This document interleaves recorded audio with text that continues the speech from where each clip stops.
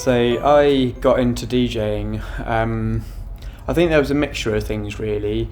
So my dad, and my uncle used to be DJs when they were similar age in the sort of 70s and 80s basically, but they used to do a lot more kind of mobile DJing, a lot more parties, weddings, that kind of stuff. Growing up, I always listened to sort of Ministry of Sound CDs that my dad was listening to and that kind of stuff. He actually volunteered for a local radio station, which he's now a chairman of, which I did do a little bit with myself, which is Castle Down Radio. Used to work in a nightclub behind the bar, and then, just kind of went from there realistically. I did, when did I start? Age of 12, 13 years old, I think it was. Again, just doing loads of like discos and that kind of stuff, and that's kind of where it all started really. Started doing a local disco which was organised by all the local services, so police and army and that kind of stuff. Started literally by building playlists on iTunes, and then just really sort of started getting into the mindset of this song will go with that, and then my dad bought me my first little mixer, which was a Tractor Scratch Control Lite, I think it was from memory. And then did that for 4 or 5 years, couple of years break. Started working in a local nightclub, which is Cameo in Andover. Shout out to you guys. Worked behind the bar. Got really friendly with the DJs there. Started doing a bit of kind of light jockey work, and then started doing warm-up sets. And then 7 years later, I'm at Fabric DJing for James Hype. So mad really.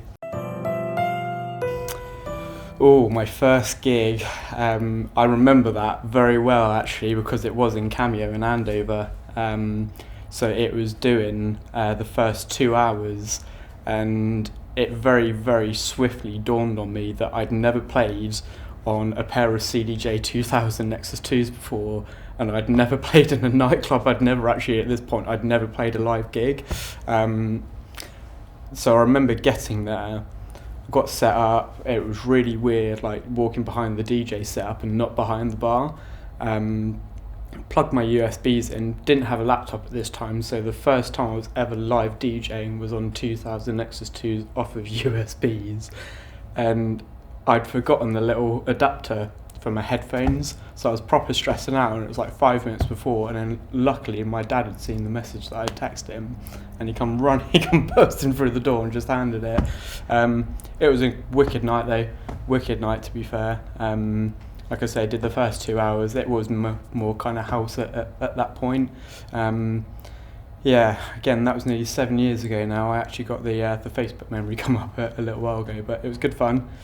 Busy dance floor, which is always great, and kind of a good way to start the 7-year career that I've had so far. How would I describe my style? Again, my inspirations really, as a lot of people I'm sure can see, are from kind of James Hype and Rewire and EZ and that kind of stuff. So I tried to kind of infuse the technical element of it, doing the four deck stuff and transitions and tricks and wordplay and that kind of stuff.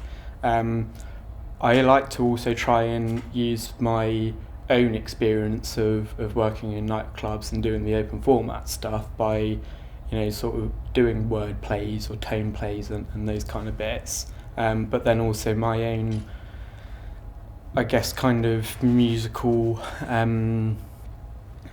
selection and kind of previous tastes. So I've started kind of going into things like playing bassline and future house again and that kind of stuff. So this was actually something that I was thinking about quite a lot when I was out in Malta. I went to Malta a couple of months ago. You guys would have seen that if you follow me on social media. Went to Defected. There's a lot of like classic house and tech and that kind of stuff. So it's kind of trying to push the boundaries of myself and the equipment that I'm using and kind of do live mashups and those kind of pieces, but then kind of show my own previous, I don't even really know what you would call it, to be honest with you, my previous interests, I guess, in music, and kind of where I've come from to kind of where I see myself now, so where I'm going. So again, there's a lot of tech house, a lot of UK garage as an example. and it's just trying to kind of put that all together and make it sound good. Well, I think the obvious one, right, is fabric. Yeah, fabric for James a couple of weeks ago is definitely number one.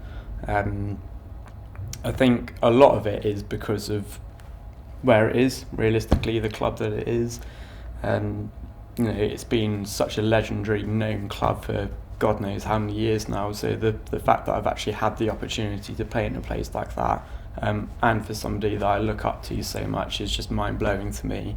I've played in quite a few other cool places though, to be fair. So a couple of years ago, in the midst of COVID, I got involved in a house events group called House Party Events. I don't think they're around anymore, but they did an event in the Spinnaker Tower, which was really cool, in Portsmouth. I did a set on each of the levels, which was really cool. I've done the O2 Academy in Oxford as well, which was an open format set, which was a student night, which was really good fun. That was a couple of years ago. I think like probably the most fun that I've had, apart from Fabric, was Labyrinth in Guildford, where I used to have residency this time last year. It was every Saturday, and it was just house, techno, bass house, that kind of stuff. And just every week, like, people were just showing up, and it was just, I can't really describe just how much energy there was, but that was very good fun. So I think if I was to do my own lineup, without properly thinking about it, naturally James would be there. I'd love to be able to work on something with him. Martin Ikin as well. I've seen him quite a few times. I listen to loads and play loads of his music. Matrader also, obviously I've not seen him live as much as I really want to, but I've watched a load of his sets online. Obviously listen and play a lot of his music as well. Matt Sassari as well. I think, again, because he's very much in that kind of tech house, techno kind of crossover, he would be really quite good to kind of get involved with that kind of event. There's quite a few people from Defected as well that I've kind of picked up along the way as well. So yeah, quite a few names that are coming to mind. Dream event to DJ at. It's got to be like Tomorrowland or Creamfields or something, isn't it? It's got to be something big, to be fair. I definitely think it would be Tomorrowland. Yeah, definitely Tomorrowland. Yes, I will actually. So a lot of you would have already heard, as much as you might not know about it. I tried to sneak it in there a little bit, but I've got a track that me and a good friend of mine, Alfred J, have been working on, which is called All About. I've been playing it in quite a few of my sets. We're on version 1 at the moment. We're just in the process of working version 2, just to kind of level things out a little bit more. But we've got that coming. Not got a date yet, but we're going to try and get it out around February, March time, hopefully. And then there's some edits and stuff that I'm working on as well. So yeah, expect some Daniel James music next year. One name.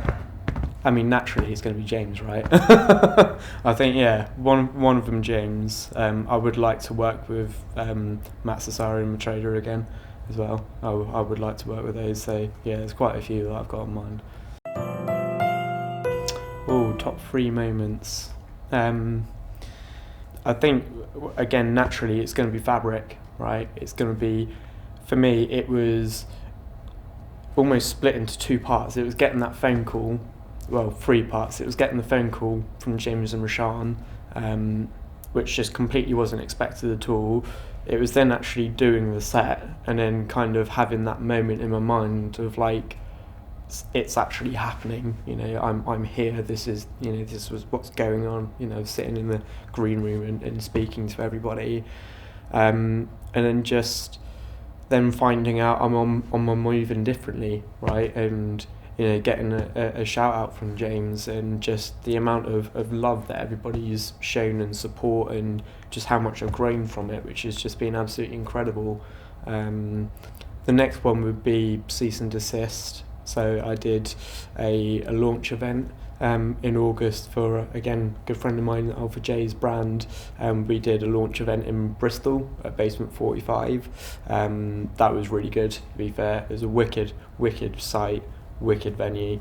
Really good night, to be fair. Yeah, really good night. Still got the video for that, actually, which you might end up seeing, may see.